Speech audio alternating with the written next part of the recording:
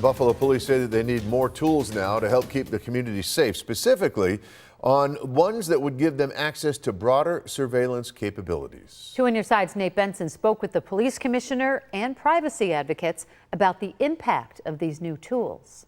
It's called the Real-Time Crime Center. This is game-changing technology. But with every new game-changing technology comes the concept of challenging our idea of what our expectations of privacy in public are. The Buffalo Police Commissioner is asking the Common Council to amend the department's contract with Axon to give them access to enough tasers so every officer has one, front and rear-facing cameras on all police vehicles, a tethered drone for aerial surveillance, and this real-time crime center. One of the features Buffalo Police will have with this real-time crime center is access to privately owned security cameras.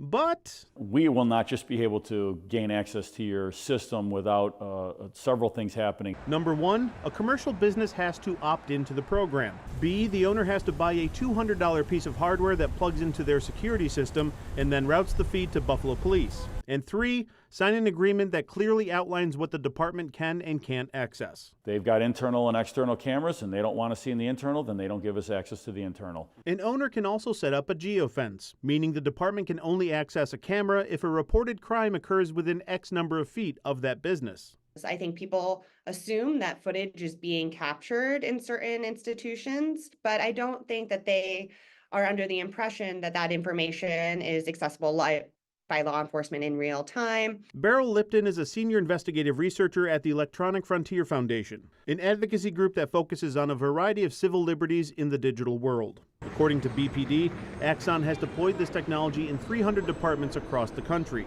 And Lipton says tools like this could be misused if oversight isn't a part of the conversation. I think lawmakers and policymakers really need to set up a structure for accountability in the application of these surveillance tools. So ways that they are able to audit how the surveillance tools are being used. As for dollars and cents, Commissioner Gramaglia says the department will use $1.2 million from a state grant to ensure it doesn't cost the city any additional money for the first 2 years. The total cost of the 10-year Axon contract is $31.8 million. The full Common Council is expected to vote on this amendment next Tuesday. On your side, Nate Benson, Channel 2 News.